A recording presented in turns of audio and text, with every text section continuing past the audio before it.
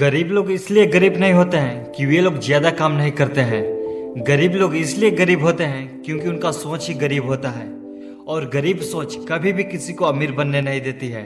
चाहे आप महीने के लाखों करोड़ों रुपए ही क्यों न कमा लो, फिर भी आप गरीब ही रहोगे। आप तब तक अमीर नहीं बन सकते हो जब तक कि आप अपनी सोच को अमीर नहीं बनाते हो। तो आज हम रॉबर्ट टी कियोसाकी के book rich dad poor dad से आप लोगों के साथ 5 ऐसे पॉइंट शेयर करने वाले हैं जिसे कि कोई भी व्यक्ति अपनाकर रिच बन सकता है और फाइनेंशियल फ्रीडम पा सकता है।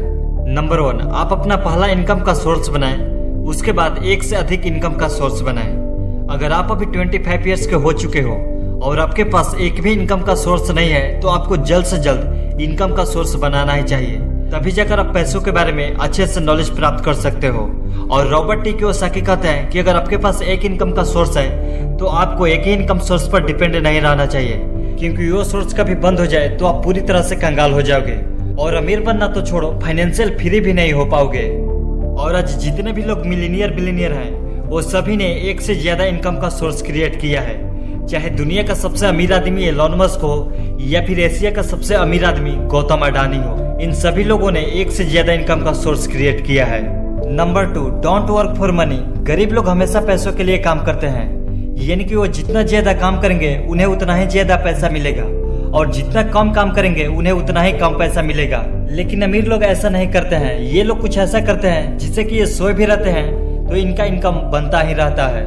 रिच डैड पुअर डैड में रॉबर्ट टी कियोसाकी के 2 डैड हैं। एक पुअर डैड जो कि इनके रियल डैड हैं और ये काफी ज्यादा पढ़े लिखे हैं और इनके पास बहुत सारी डिग्रियां हैं, जिसके बदौलत इन्हें एक अच्छी खासी कंपनी में जॉब तो मिल जाती है और ये अच्छा खासा पैसा भी कमाते हैं। लेकिन ये उतना अमीर नहीं बन पाते हैं जितना कि रिच डैड अमीर थे। रिच डैड कम पढ़े लिखे थे, ये शायद 8वीं फेल थे और अच्छा खासा पैसा कमाते थे। ये कभी भी पैसों के लिए काम नहीं करते थे, बल्कि पैसा इनके लिए काम करता था। और इसी से निकल कर आता है हमारा तीसरा point, don't buy liabilities build assets. इसे हम आपको सिंपल लैंग्वेज में समझाने की कोशिश करते हैं। लायबिलिटीज वो चीज है जो आपके जेब से पैसा खर्च कराए और एसेट्स वो चीज है जो आपके जेब में पैसा डाले।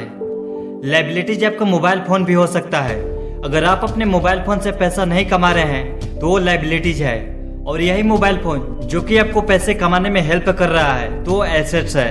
और गरीब लोग ज्यादातर लायबिलिटीज ही खरीदते हैं।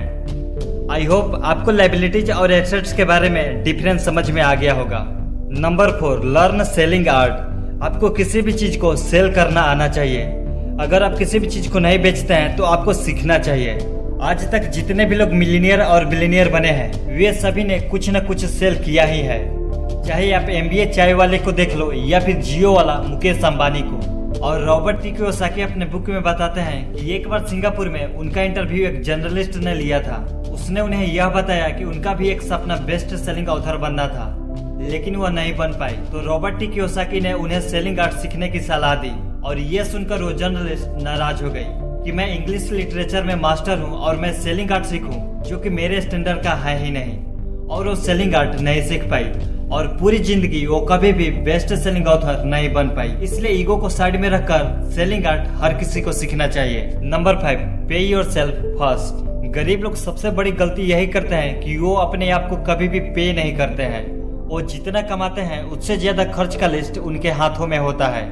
और सेविंग करना तो छोड़ो, EMI के लिए भी दूसरों से कर्ज लेना पड़ता है। तो हमें ये गलती नहीं करनी है। हम अगर महीने के 10,000 ही रुपए कमाते हैं तो हमें सबसे पहले 10% खुद को पे करना है, यानी कि उस 10% को कहीं ऐसे जगह पर इन्वेस्ट करना है जहाँ की हमें 5 साल बाद 10 साल बाद अच्छा खासा रिटर्न मिले। और यही चीज आपको फाइनेंशियल फ्री बनाएगी। और लास्ट में एक बोनस पॉइंट कि कभी भी अपने आप से निगेटिव चीज मत बोलो।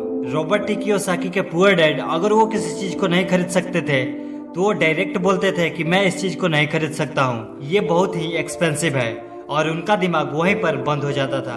लेकिन रिच डैड अगर किसी चीज को नहीं खरीद सकते थे तो वो बोलते थे कि मैं इस चीज को कैसे खरीद सकता हूँ। और वो जब अपने माइंड से क्वेश्चन करते थे तो उनका माइंड कुछ न कुछ सोल्यूशन बता ही देता था जिससे कि वो उस चीज को हासिल कर लेते थे।